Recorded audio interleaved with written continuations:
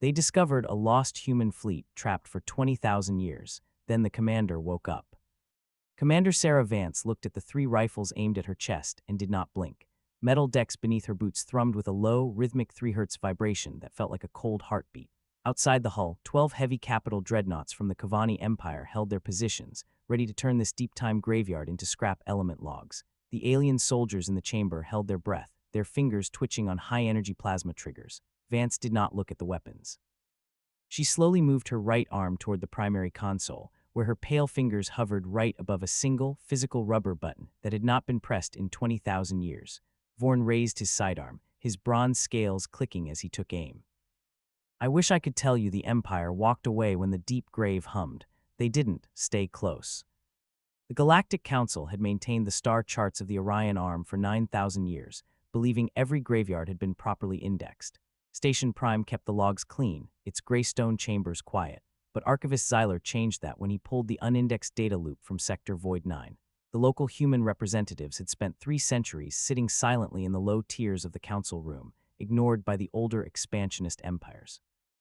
Now Xyler pushed a metal data chip into the main slot of his desk. The terminal did not show standard debris coordinates. It showed a massive cluster of 400 iron composite hulls locked in a perfect defensive circle around a dying red giant star. Xyler called the Fleet Command office immediately. Fleet Commander Vorn received the data chip while standing on the bridge of his recovery vessel. He looked at the scan of the 400 dark daggers floating in the high-gravity shelf. To his expansionist mind, structures that had stayed silent through deep time were nothing more than free resources for the Empire. His training taught him that any infrastructure older than 3 millennia was primitive scrap. He took a heavy stylus and signed the mobilization decree across his digital slate. The Empire needed copper, iron, and raw elements for its new border systems. He ordered the 12th Salvage Division to warp into Sector Void 9 without consulting the Human Council members.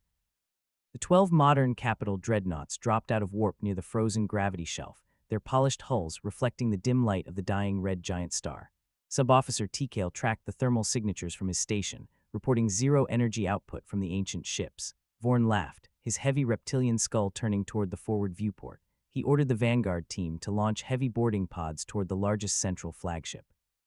The boarding pods clamped onto the matte black metal hull with heavy kinetic locks. Elite Kavani soldiers dragged massive high-energy plasma torches across the main airlock door, showering the dark corridor with thick white sparks.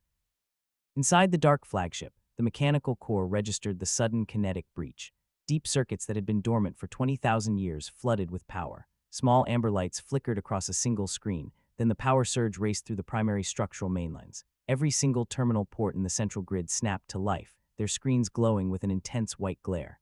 The automated security protocols recognized the unauthorized penetration of the outer hull. Safe valves opened with a loud hiss, venting freezing white nitrogen gas into the cryovault corridors. The central computer initiated emergency evacuation protocols for the sleeping Vanguard officer. Vorn stepped through the ruined airlock door into the wide command core of the human flagship, his boots crunching on the frozen crust of the deck. He looked at the exposed wiring beneath the shattered panels and called it archaic junk. Xyler spoke through the fleet radio link, his voice shaking as he warned that the weird 3 Hz resonance had just locked onto the operational frequencies of the 12 dreadnoughts outside. Vorn dismissed the warning, raising his tactical sidearm as the thick nitrogen fog began to clear. A heavy stasis capsule in the center of the room split open with a sharp metallic crack. Commander Sarah Vance stepped out of the freezing white vapor with perfect metabolic composure. Her slate-gray eyes were completely unlined by time, and her dark blue uniform remained crisp and dust-free beneath the ancient crest on her shoulder. She did not stumble. She looked at the reptilian soldiers, then turned her face toward the primary console to read the blinking system status logs. Vorn stepped forward, his interlocking bronze armor plates clicking together as he pointed his energy weapon directly at her head. He declared the entire 400 ship graveyard as property of the Kavani hegemony under the ancient right of discovery. Vance did not change her posture. She listened to the imperial bureaucrat threaten to reduce her ship to slag, her expression remaining soft-spoken and clinical. She noted the high-frequency plasma loops glowing on his weapon, then explained that humanity had cataloged the core failure criteria of that specific tech 20,000 years ago. Vorn sneered, demanding her total civilizational surrender. Vance shifted her boots slightly, her hand reaching down to the console.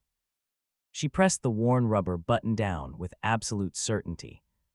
Outside, the power grids of the 12 advanced Kavani capital dreadnoughts turned dark instantly. The internal gravity fields died within 3 seconds, trapping the elite alien crews inside drifting, dead metal hulls without shields or weapons.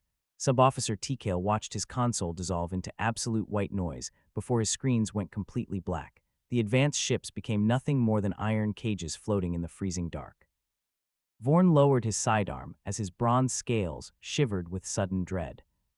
The 3 Hz pulse shifted seamlessly into the synchronized firing sequence of the primary tactical grid. Across the gravity shelf, the running lights of all 400 ancient human daggers snapped to life, glowing with an intense diamond-white luminescence that cut through the dark. Vance looked at the shivering boarding party and told them that humanity had not lost a war 20,000 years ago. They had simply built an anchor.